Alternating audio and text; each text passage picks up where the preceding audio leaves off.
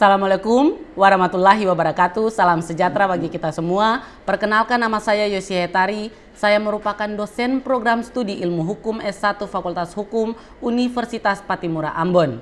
Pada kesempatan ini, saya akan menjelaskan salah satu mata kuliah yang saya ampuh, yaitu mata kuliah Hukum Perikatan. Mata kuliah Hukum Perikatan merupakan mata kuliah wajib bagi mahasiswa semester 5 dengan bobot 2 SKS. Adapun capaian pembelajaran mata kuliah Hukum Perikatan, yaitu yang pertama, mahasiswa diharapkan mampu memahami serta menguasai konsep hukum perikatan. Yang kedua, mahasiswa diharapkan mampu memahami asas, dasar hukum, serta pengaturan hukum perikatan.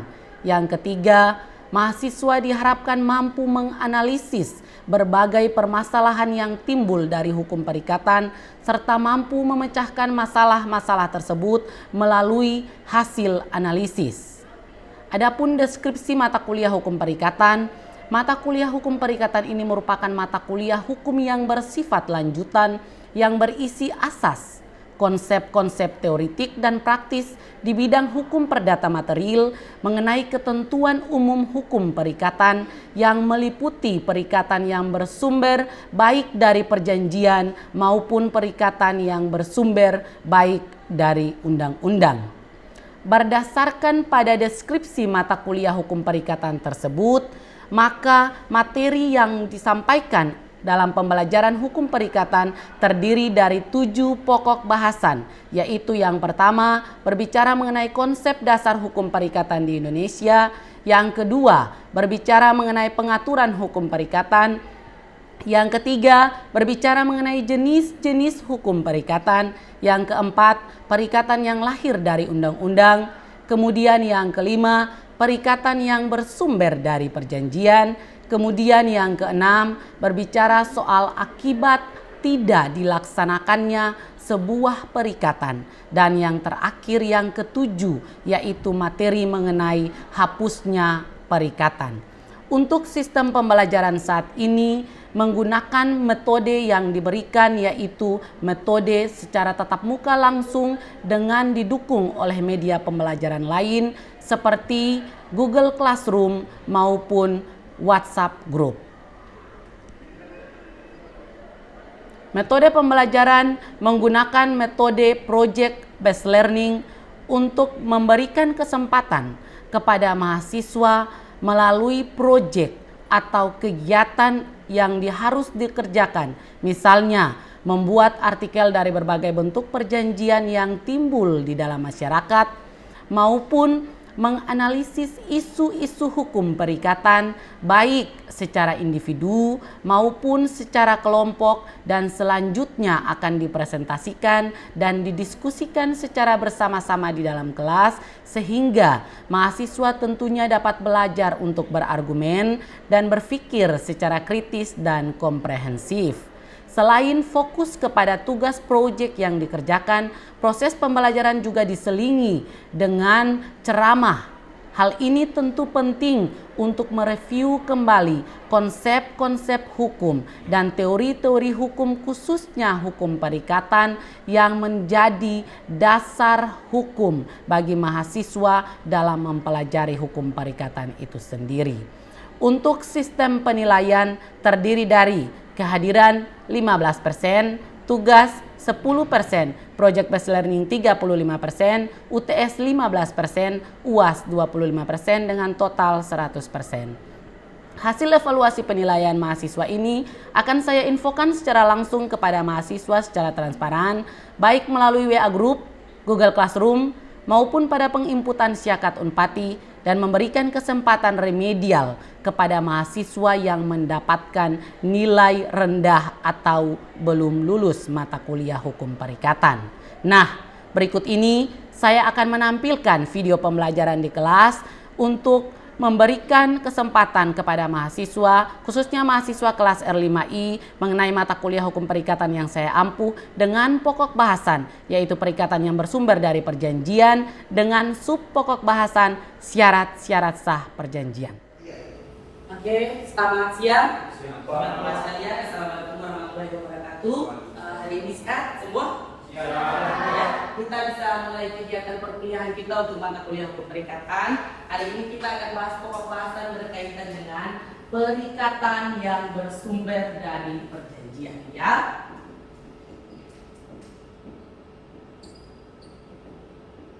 Nah, ada salah satu sub pokok bahasan di dalam pokok bahasan perikatan yang bersumber dari perjanjian ini, yaitu syarat sah perjanjian.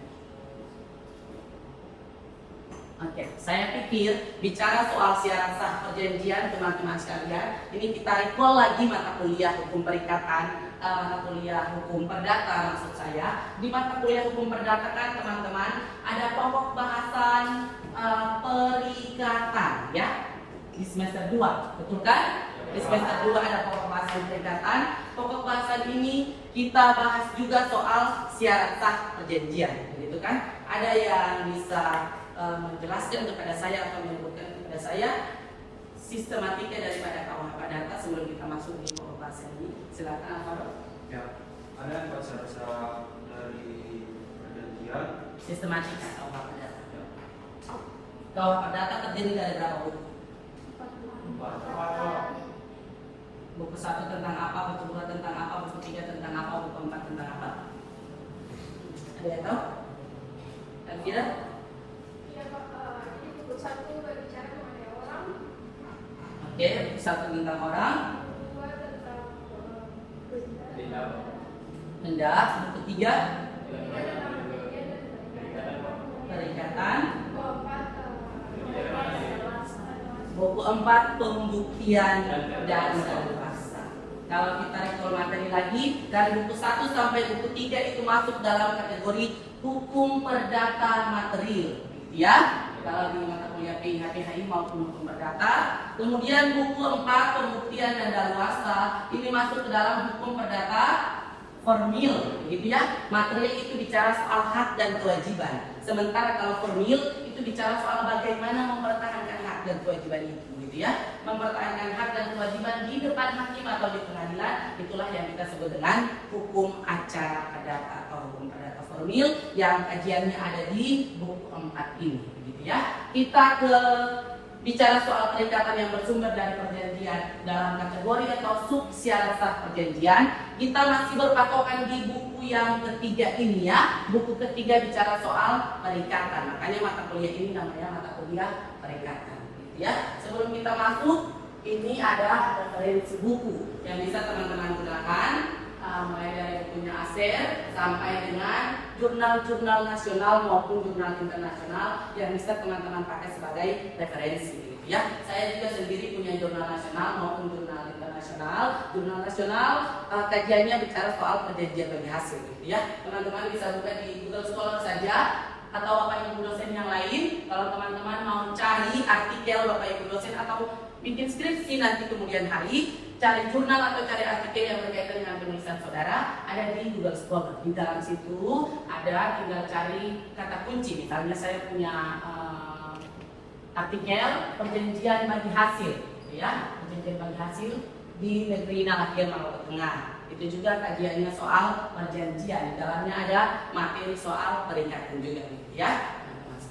Kita masuk di bicara soal syarat sah perjanjian. Syarat sah perjanjian, ada yang tahu sebelum saya tulis di papan tulis atau saya jelaskan? Sudah ada yang tahu syarat sah perjanjian apa saja?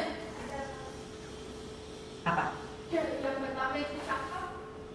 Yang pertama, tidak cakap. Yang kedua, Kesepakatan. kesepakatan.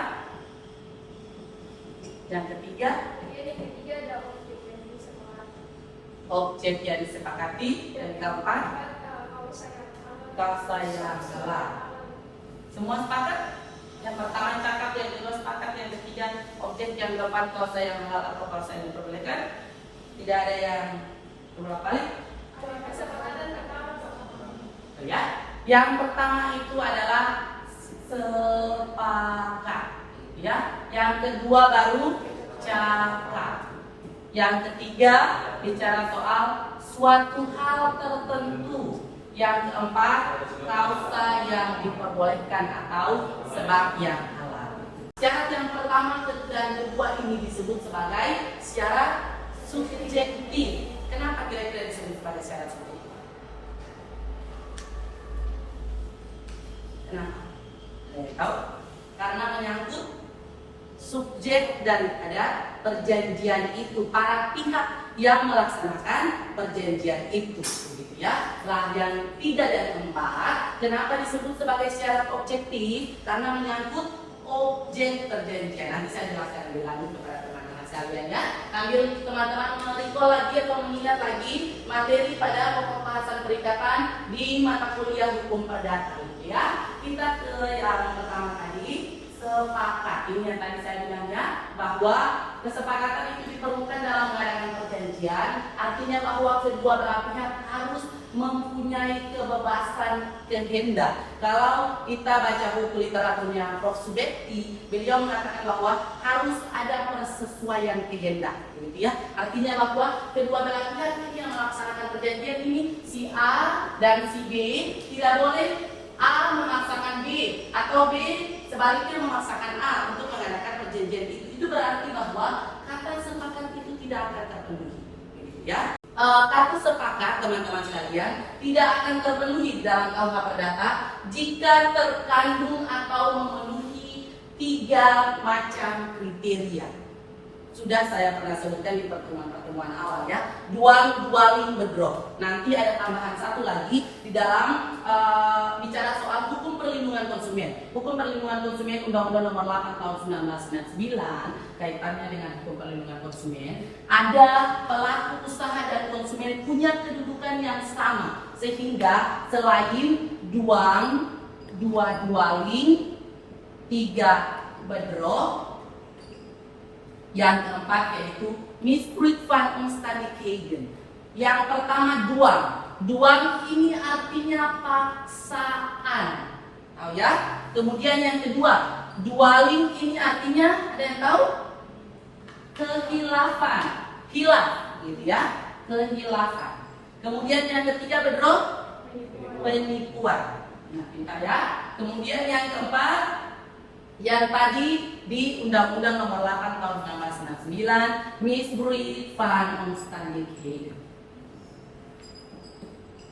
Nah, yang ini artinya kedudukan yang tidak seimbang, begitu ya. Harusnya kan pelaku usaha dan konsumen punya kedudukan yang sama, ataukah kalian tahu konsumen dan pelaku usaha punya kedudukan berbeda dalam perjanjian, misalnya e-commerce, transaksi melalui online, kebanyakan kan seperti itu ya kalau bicara soal perlindungan konsumen. Nah, harusnya pelaku usaha dan konsumen punya kedudukan yang sama. Tetapi kadang-kadang pelaku usaha ini dia memposisikan diri lebih tinggi daripada konsumen, begitu ya, sehingga terjadilah kedudukan yang tidak seimbang, begitu ya. Yang pertama saya jelaskan duang, paksaan, artinya bahwa seseorang secara psikis memaksakan orang lain untuk menandatangani perjanjian itu, padahal sesungguhnya yang pihak lain tidak setuju untuk menandatangani perjanjian itu, ya. Itu ada unsur paksaan. Kehilafan ini terbagi 2, error in persona dan error in substansia, atau error karena orangnya, persona itu bicara soal orang, dan yang kedua substansia terusnya itu error karena objek atau substansi perjanjian itu, begitu ya. Error karena orang, misalnya nih, saya melaksanakan satu pertunjukan, kemudian saya mengundang artis namanya Inul Daratista, begitu ya. Inul Daratista kan harusnya dia datang, Inul kan artis ngebor, itu artis dangdut gitu kan. Tapi ternyata dalam pelaksanaannya yang datang adalah Inul Daratista, gitu ya. Itu kan berarti error orangnya. Harusnya yang datang Inul Daratista yang artis dangdut, sedangkan yang realita yang terjadi yang datang orang lain, maksudnya gitu ya. Inul Daratista itu berarti error karena orangnya, gitu ya. Yang kedua, error karena substansi, itu berarti menyangkut objek daripada perjanjian itu. Objek perjanjian, saya kasih contoh ya, error karena objek perjanjian. Atau ada yang saya kasih contoh? Objek perjanjian ternyata harusnya error tapi tidak error, begitu ya. Harusnya tidak error tapi error, maksudnya seperti itu. Tidak bisa.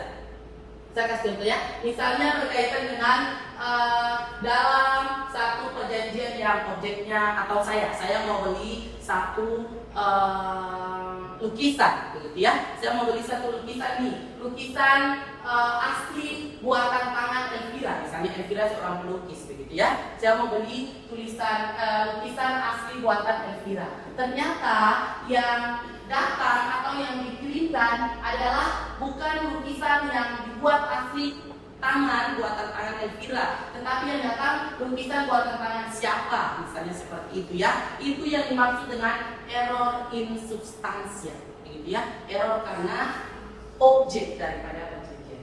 Kemudian itu bicara soal ruang-ruang bedromisme van omstandigheden. Kita ke yang berikut.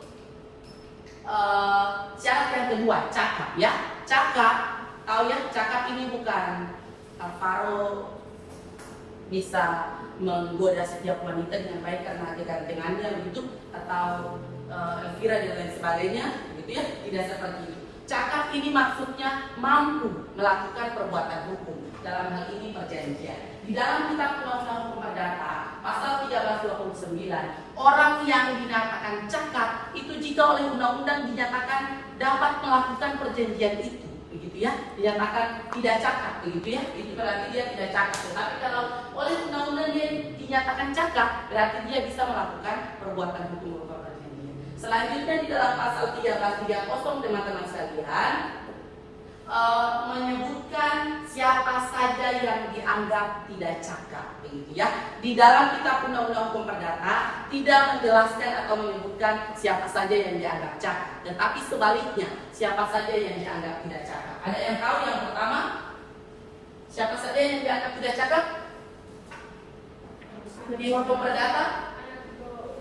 Anak di bawah umur. Berarti masuk kategori orang yang belum dewasa, begitu ya. Orang belum dewasa.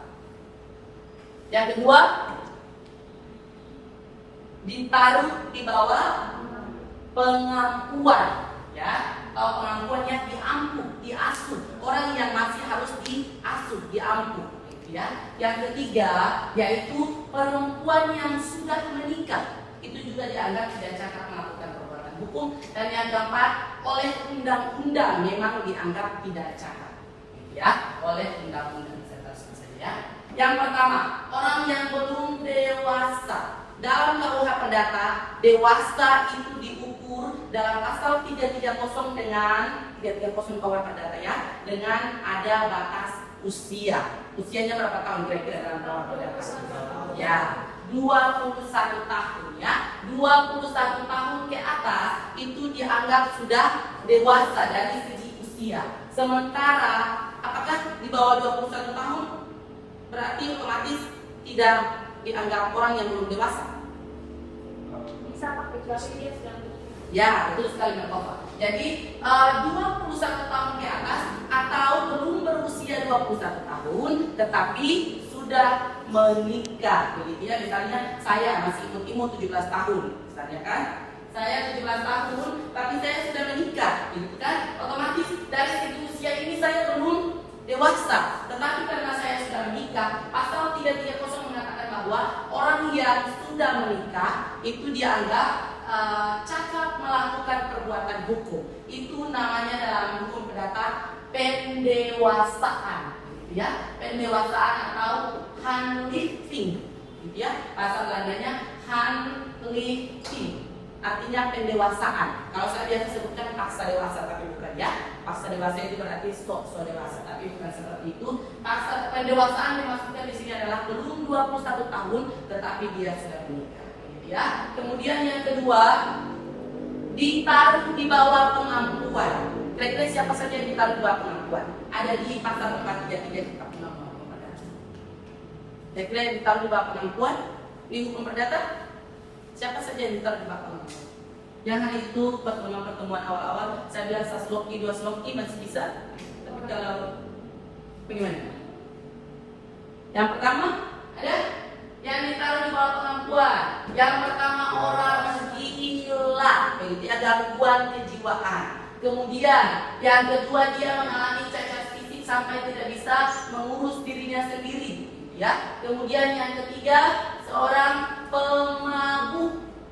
Kemudian keempat, pemboros atau di hukum perdata disebut dengan mata gelap, gitu ya, pemboros. Kemudian ini yang disebut dengan orang-orang yang dianggap tidak cakap atau ditaruh di bawah pengakuan. Tetapi pemabuk dan pemboros, untuk pemabuk ini kalau sesloki dua sloki masih bisa, gitu ya, karena dia masih bisa mengurus dirinya sendiri.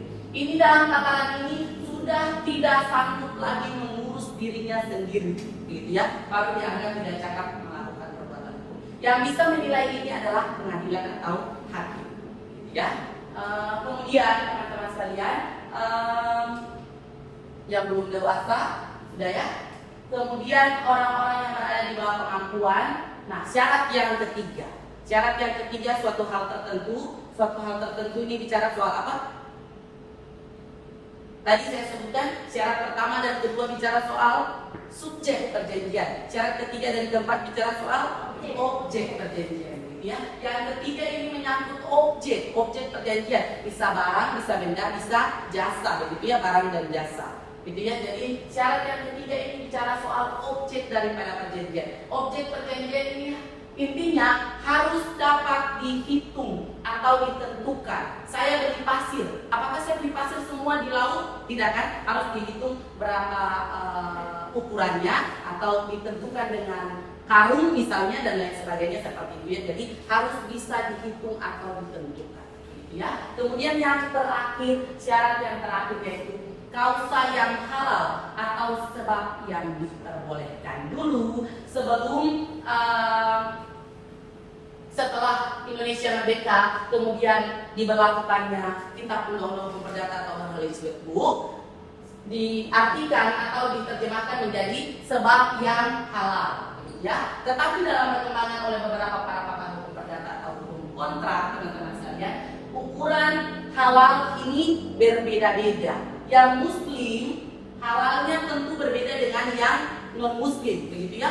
Yang Muslim bisa makan A, yang non-Muslim tidak bisa. Sebaliknya seperti itu ya, begitu ukuran halal. Makanya syarat yang keempat diganti dengan kausa yang diperbolehkan atau diterjemahkan lain sebab yang terlarang, begitu ya. Jadi oleh undang-undang tidak dilarang, maksudnya seperti itu ya. Nah, bicara soal syarat yang keempat, kausa yang halal ini atau sebab yang diperbolehkan, intinya tidak boleh bertentangan dengan tiga hal, teman-teman. Yang pertama yaitu undang-undang, yang kedua kesusilaan, dan yang ketiga yaitu ketertiban umum, ya.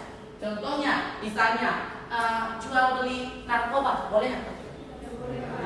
Bertentangan dengan undang-undang, ya. Atau saya buka iPhone 14, saya melakukan jual beli ginjal dengan teman saya, boleh?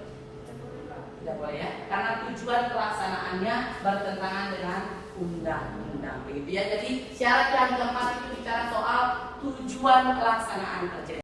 Ada lagi ya, silakan. Saya mau bertanya, ini ada dua pertanyaan yang saya mau berikan terkait dengan materi yang telah disampaikan oleh Bapak. Yang pertama,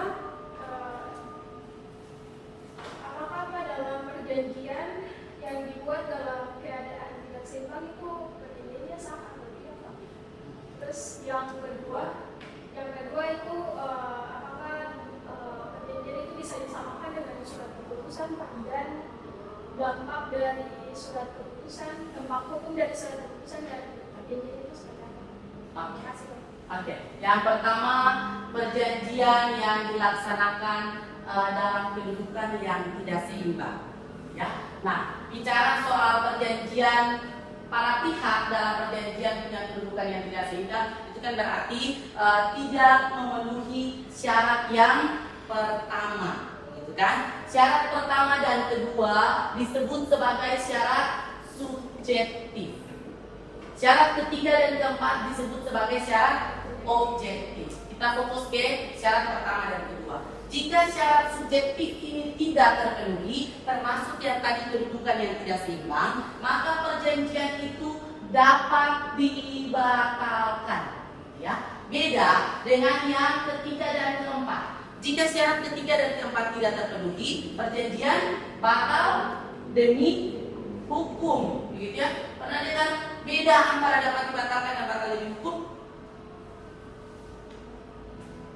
Nah, dapat dibatalkan ini artinya perjanjian itu masih tetap dianggap ada, masih tetap sah selama salah satu pihak si A atau si B ini tidak mengajukan pembatalan ke pengadilan atau ke hakim. Misalnya contoh selain kedudukan yang tidak seimbang, misalnya anak kecil. Anak kecil kan dari segi syarat pertama atau kedua cakap, dia dianggap tidak cakap, begitu kan? Tidak memenuhi syarat yang kedua. Tapi kalau dia belajar di Indomaret, sah atau tidak? Tetap sah, begitu ya, selama tidak ada pembatalan ke hakim. Ya, jadi pertanyaan yang kita tadi tetap dianggap sah jika salah satu pihak tidak mengajukan pembatalan. Ya, kemudian pertanyaan yang kedua bicara soal apakah perjanjian sama dengan surat keputusan. Tentu saja berbeda ya. Surat keputusan misalnya berkaitan dengan pemerintah daerah atau pemerintah negeri. Surat keputusan apa, gitu ya? Itu kan kajiannya lari ke yang saya ketahui, nanti tanya lagi ke dosen hukum tata negara, basicking kan keputusan tata usaha negara, begitu kan? Katun keputusan tata usaha negara ini tentu berbeda dengan perjanjian yang sifatnya privat, gitu ya, berbeda sekali, jauh berbeda sekali. Akibat hukumnya juga pasti berbeda. Kalau saya kaji soal perjanjian akibat hukumnya bagaimana, kalau tidak memenuhi syarat sah perjanjian 1 dan 2 berarti dapat dibatalkan. 3 dan 4 berarti batal demi hukum. Batal demi hukum itu berarti dari awal perjanjian itu dianggap tidak pernah ada atau tidak pernah terjadi atau dari awal susah sah secara hukum. Begitu ya? Itu yang dimaksudkan dengan dapat dibatalkan dan batal. Mungkin itu ya, sampai di sini kita kuliah hari ini teman-teman sekalian. Terima kasih atas kehadirannya. Nanti kita berjumpa lagi di minggu depan dengan materi selanjutnya. Materi selanjutnya itu bicara soal perikatan yang bersumber dari undang-undang. Begitu ya. Terima kasih. Kuliahnya saya tutup. Assalamualaikum warahmatullahi wabarakatuh. Demikianlah deskripsi singkat dan proses pembelajaran untuk mata kuliah Hukum Perikatan yang saya ampuh. Semoga bermanfaat. Pesan saya, pengembangan diri adalah tugas yang lebih tinggi dari pengorbanan diri. Mari terus berinovasi menuju Indonesia Emas 2045. Wassalamualaikum warahmatullahi wabarakatuh. Shalom.